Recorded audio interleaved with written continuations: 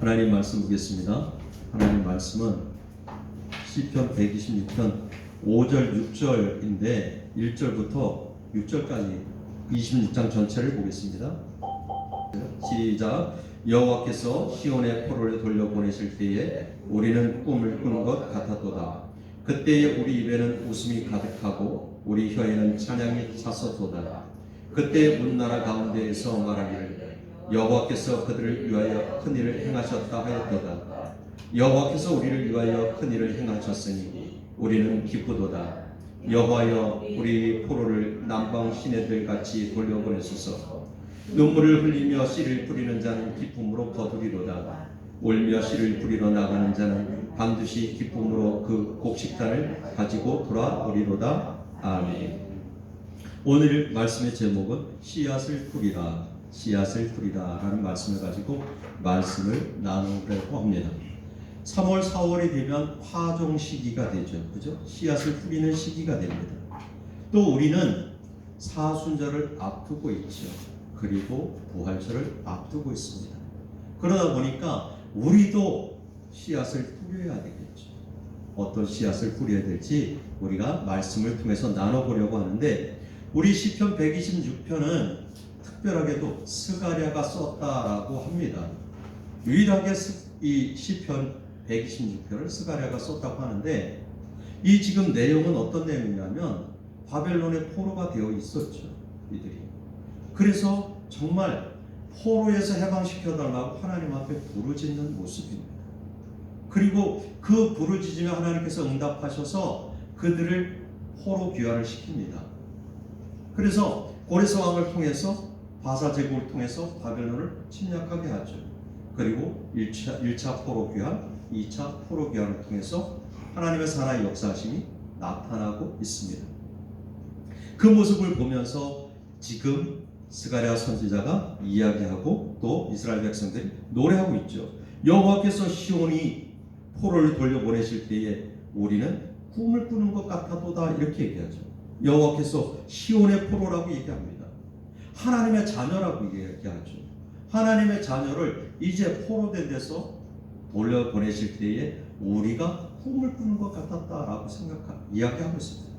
우리가 사망의 음침한 골짜기에 있을 때 하나님이 우리를 죄악에서 건져주시고 죄 없다 하실 때 우리는 정말 꿈을 꾸는 것 같았을 것입니다. 영원히 사망 가운데 거할 수밖에 없었던 우리들이죠. 그런데 하나님의 놀라운 손길로 우리는 구원받았으니 그것이 꿈을 꾸는 것 같다라고 이야기할 수 있을 것입니다. 그때 우리 입에는 웃음이 가득하고 우리 혀에는 찬양이 차서도다. 그때 문나라 가운데서 말하기를 여호와께서 그들을 위하여 큰 일을 행하셨다 하였도다라고 이야기를 합니다. 그러면서 3절에 보니까 여호와께서 우리를 위하여 큰 일을 행하셨으니 우리는 기쁘도다. 우리는 정말 기쁘죠. 그래서 이 시간 하나님을 찬양할 수 있고 찬송할 수 있죠. 남들은 세상을 향해서 달려나가고 세상을 탐할지라도 우리는 하나님을 사랑하고 이곳에 모여서 하나님을 찬양할 수 있습니다. 그래서 4절에 여호와여 우리의 포로를 남방 시내들 같이 돌려보내소서 라고 이야기하면서 5절 6절에서 뭐라고 하냐면 눈물을 흘리며 씨를 뿌리는 자는 기쁨으로 거두리로다. 울며 씨를 뿌리러 나가는 자는 반드시 기쁨으로 그 곡식단을 가지고 돌아오리로다 라고 이야기하면서 눈물로 씨를 뿌리라고 이야기하죠. 그러면서 우리가 정말 어떤 씨앗을 뿌려야 되는지 한번 같이 말씀을 나누겠습니다. 첫째는 복음의 씨앗을 뿌려야 됩니다. 복음은 우리의 사명이지요. 그래서 때를 얻든지 못 얻든지 말씀을 전파하라고 이야기하는 겁니다. 디모데후서 4장 2절에 보니까 너는 말씀을 전파하라. 때를 얻든지 못 얻든지 항상 힘쓰라.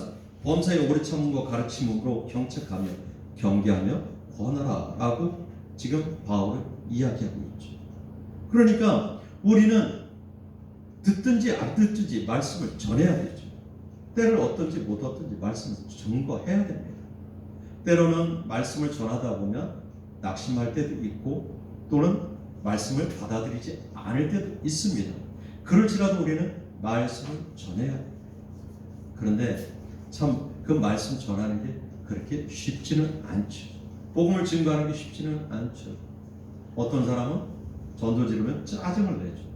그럴지라도 우리는 전도지를 주고 복음을 전해야 되죠. 예수 믿으라고 해야 됩니다. 그것이 눈치를 볼 것이 아니고 남의 이목을 생각할 것이 아니라 사명이니까 그렇게 해야 되죠. 그래서 마태복음 28장 19절에서 20절은 대위명령이라고 얘기하죠. 이것을. 그래서 예수님께서 마지막에 제자들을 향해서 이렇게 얘기합니다. 그러므로 너희는 가서 모든 민족을 제자로 삼아 아버지와 아들과 성령의 이름으로 세례를 베풀고 내가 너희에게 분부한 모든 것을 가르쳐 지키게 하라 라고 이야기하면서 예수님께서 우리에게 명령을 하시는 거죠. 모든 민족을 제자로 삼으라는 거예요. 그리고 아버지와 아들과 성령의 이름으로 세례를 베풀어서 하나님이 가르쳐 주신, 예수님이 가르쳐 주신 모든 것을 가르치고 지키게 하는 거죠. 그게 하나님의 명령이에요. 그러니까 우리는 그 명령 앞에 순종해야 됩니다. 왜요? 하나님이 우리를, 예수님을 통해서 우리를 샀어요. 그죠? 예수님의 피값을 통해서 우리를 샀기 때문에 우리는 당연히 하나님의 명령 앞에 순종해야 될 책임이 있고 의무가 있습니다. 그러니까 때를 어떤지 어떤지 복음을 전하라고 이야기하는 거죠. 이 복음을 증거하기 위해서는 어떤 모습이 되어야 되냐면 사도행전 1장 8절에서 이야기하죠. 오직 성령이 너에게 임하시면 너희가 권능을 받고 예루살렘과 온 유대와 사마리아 땅 끝까지 이르러 내 증인이 되리라 하십니다. 성령을 우리는 다 받았잖아요. 그렇죠? 우리가 성령을 다 받았으면 우리 안에 권능이 있습니다. 그러니까 이제 그 권능 가지고 복음을 전해야 돼요. 어디? 예루살렘과 온 유대와 사마리아 땅 끝까지. 여기서 예루살렘과 온 유대와 사마리아 땅 끝까지라는 건 발걸음이 닿는 곳마다 복음을 전하라는 거예요. 어느 곳에 때를 가리지 말고 방향을 가리지 말고 장소를 가리지 말고 복음을 전하라는 거죠. 그러니까 우리가 발걸음이 머무는 곳에서 그곳에서도 복음을 전해야 됩니다. 이것이 우리의 첫째 사명입니다. 그래서 우리는 꼭 정말 봄이 아니더라도 파종 시기가 아니더라도 수시로 복음의 씨앗을 뿌려야 됩니다. 특별히 지금 3월, 4월 우리 또 이 사순절을 시작하면서 더욱 복음의 씨앗을 뿌려야 됩니다. 두 번째는 기도의 씨앗입니다. 기도는 우리의 생명줄입니다. 왜냐하면요, 기도는 영혼의 호흡이기 때문에 그렇습니다. 우리는 호흡이 끊어지면 죽습니다. 그렇죠? 그런데 하나님의 사람들은, 영적인 사람들은요, 기도가 끊어지면 죽는 거예요. 그러니까 기도를 안 하면 우리 영이 죽었다고 보면 되는 거죠. 분별력도 떨어지죠. 기도를 안 하면 정말 악한 마귀가 들어와서 나를 휘젓고 있어도 내가 깨닫지 못하는 거예요. 그렇듯이 우리가 정말 기도의 씨앗을 심어야 되죠. 그래서 우리는 기도는 생명줄이라고 하고 영혼의 호흡이라고 합니다. 또 기도는 복음의 씨앗의 시발점이에요. 기도 없이는 복음을 뿌릴 수가 없습니다. 복음의 씨앗을 뿌릴 수가 없어요. 왜요? 방해하는 사람도 있고 두려워하는 것도 있고 여러 가지 악한 세력들이 틈을 타거든요. 그러니까 기도의 씨앗을 뿌려야 돼요. 사도행전 4장 24절에서 이렇게 얘기하죠. 그들이 듣고 한 마음으로 하나님께 소리 높이 이르되 31절에 빌기를 다음에 모인 곳이 진동하더니 우리가 다 성령이 충만하여 담대히 하나님의 말씀을 전합니다. 우리가 너무 잘하는 말씀이죠. 제자들이 모여서 열심히 기도하는 거예요. 그리고 베드로가 복음을 전하는데 3,000명이 변화되는 놀라운 역사가 일어나잖아요. 그런데 어떻게 그런 현상들이 일어나는가 궁금해하죠. 그것은 기도뿐이 없다는 거죠. 우리가 3장에서 보면 베드로가 얘기했죠. 안전뱅이, 성전 미문에 앉아있는 안전뱅이를 통해서 이야기하죠. 나에게 가진 거 아무것도 없어. 그런데 너에게 딱 한 가지 주고 예수 이름으로 일어나 걸으라. 성령 받은 사람은 이런 권능이 있습니다. 그러니까 우리가 그 권능 받은 대로 하나님의 말씀을 전해야 되는데 그것은 기도를 통해서 성령의 충만함을 받아야 되죠.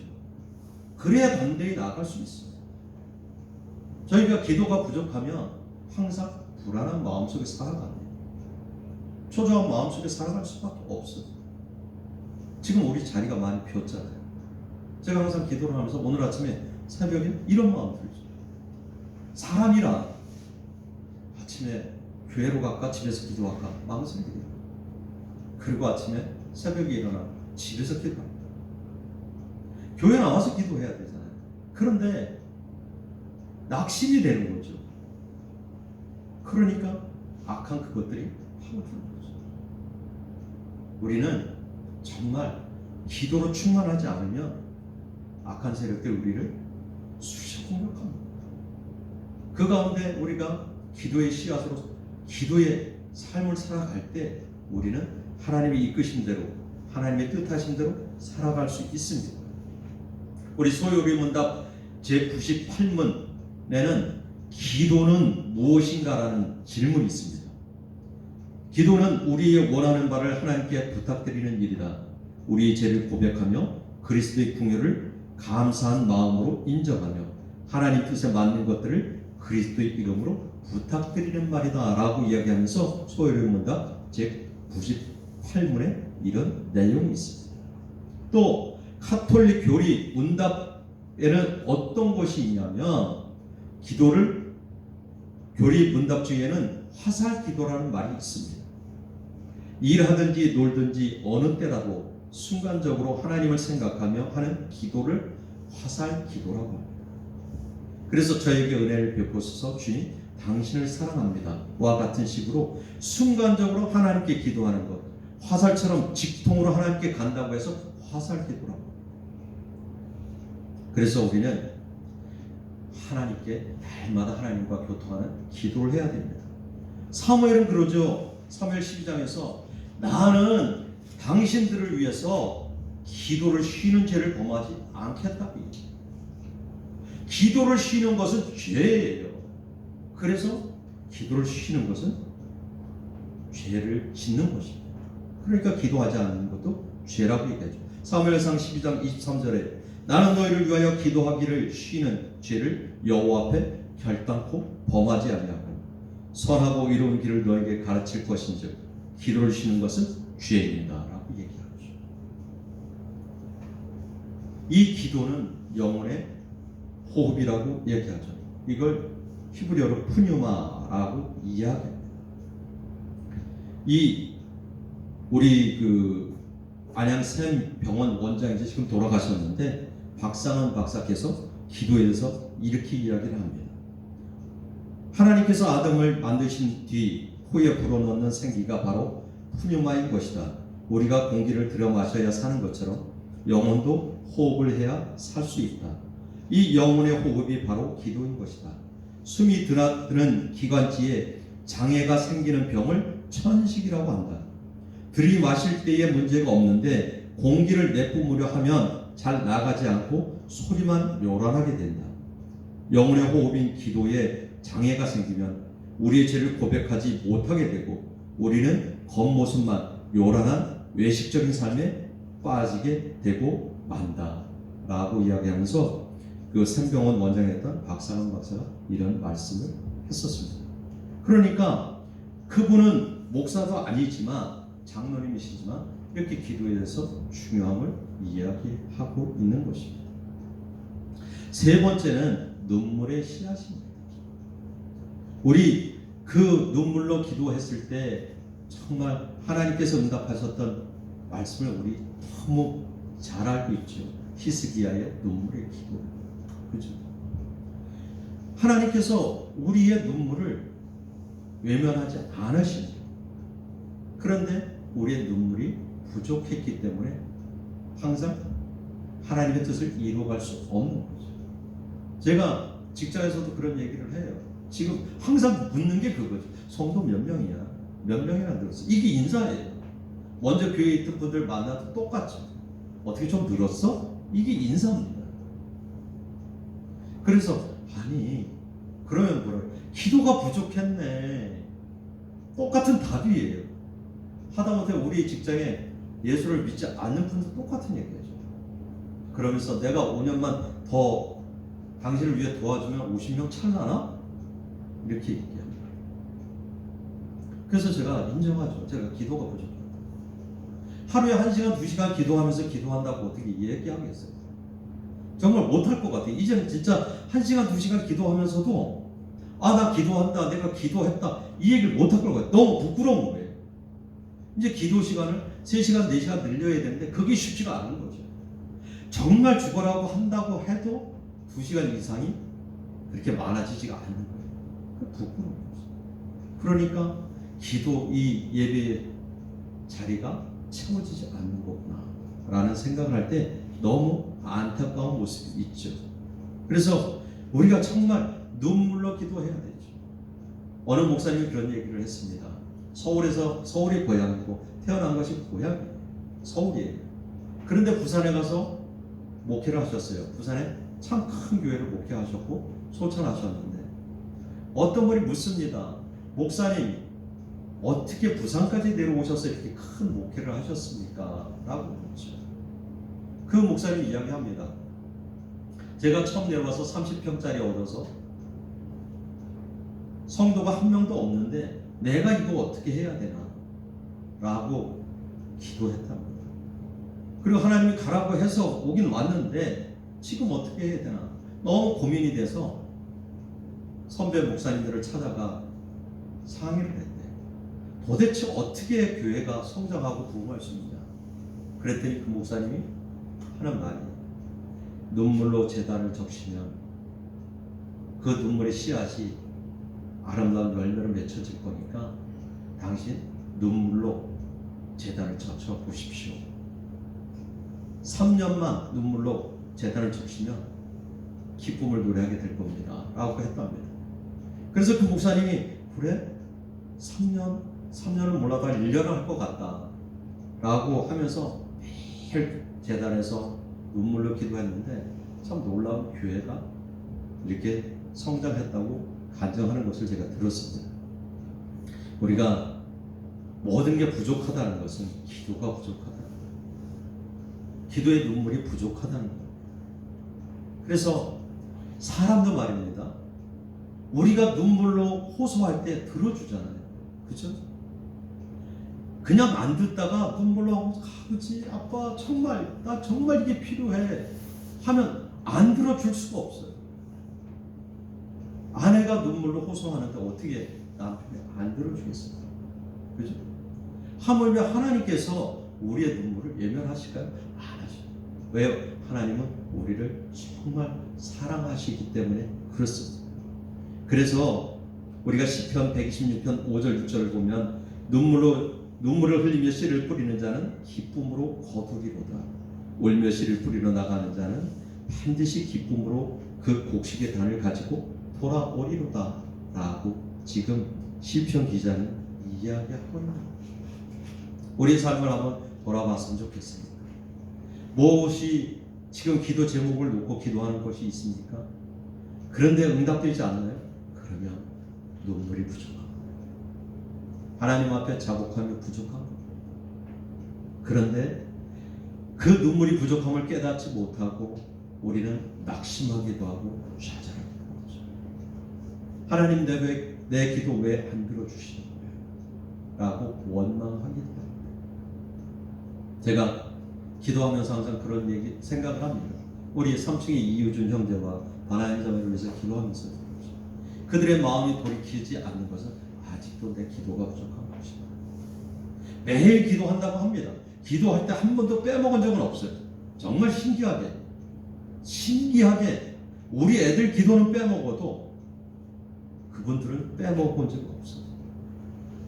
그런데 언젠가는 기도의 열매를 맺게 될 것을 저는 확신하죠. 기도의 하나님께서 응답하실 것을 확신하죠. 제가 예수를 믿지 않을 때 어머니는 저를 위해서 전심으로 기도하셨습니다. 어머니가 교회 가자고 할 때 저는 시골 집에 내려가면 엄마 혼자 가요. 그리고 저는 집에서 뒹굴뒹굴했죠. 그런데 되게 불편해요. 아마도 이유준 형제도 불편할 겁니다. 지금. 엄청 불편해요. 엄마가 오실 때까지 불편합니다. 그런데 빨리 오시면 좋은데 식사하시고 아주 천천히 오시잖아요. 오시면 이제 마음이 좀 편안하죠. 왜 그렇게 늦게 왔어요? 왜?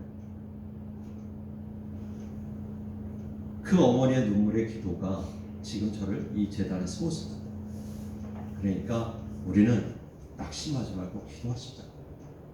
지금 빈자리가 많이 있으니까 눈물로 기도하다 보면 하나님께서 채우실 것이고, 그래서 또 하나님의 살아의 역사하심이 또 보여지고 나타날 것을 믿습니다. 정리하면 그렇습니다. 정리하면 우리는 복음의 씨앗을 꼭 뿌려야 됩니다. 그 복음의 씨앗을 뿌리기 위해서는 정말 기도를 열심히 해야 돼요. 기도를 하기 위해서는 눈물로 기도를 해야 됩니다. 중언부언하지 말고 눈물로 간절함을 담아서 기도할 때에 복음의 씨앗을 자신 있게 뿌릴 수 있고, 또 그 열매를 아름답게 맺을 수 있는 것입니다. 우리가 농사꾼이 씨앗을 뿌릴 때 그러죠. 정말 마음과 정성과 뜻을 다해서 씨앗을 뿌릴 때 그 씨앗이 아름답게 또 피어나고 열매 맺히죠. 그렇듯이 우리의 신앙의 생활도 믿음의 그 여정도 똑같습니다. 씨앗을 뿌려서 열매 맺히기까지 열심을 다해야 되죠. 우리가 관심 갖고 있지 않으면 그 곡식은 새가 와서 쪼아 먹고 벌레가 와서 먹고 이렇습니다. 그런데 한 가지 특징이 있죠. 씨앗을 뿌리는데 잣이나 또 그 연꽃 씨앗은요 엄청 딱딱합니다. 그렇죠? 엄청 딱딱한데 그게 어떻게 씨앗을 틔우겠습니까? 그래서 빨리 씨앗을 틔우는 방법이 있어요. 어떨까요? 어떻게 할까요? 그것을 깹니다. 깨서 틈을 벌려줘. 그러면 그 틈 사이로 발화가 된다고 합니다. 우리가 정말 먼저 기억해야 될 것은 내 안에 견고한 진이 깨져야 됩니다. 부서져야 되죠. 자씨를 깨서 씨앗을 심듯이, 연꽃을 깨서 씨앗을 심듯이 내 안에 견고한 진이 부서지고 깨질 때 정말 기도의 삶을 살 수 있고 복음의 씨앗을 뿌리는 삶을 살 수 있고 눈물의 기도를 할 수 있습니다. 그래서 우리가 사순절을 앞두고 눈물의 그 씨앗을 뿌리고 복음의 씨앗을 뿌리는 우리 모두가 되기를 예수의 이름으로 축복합니다. 아멘.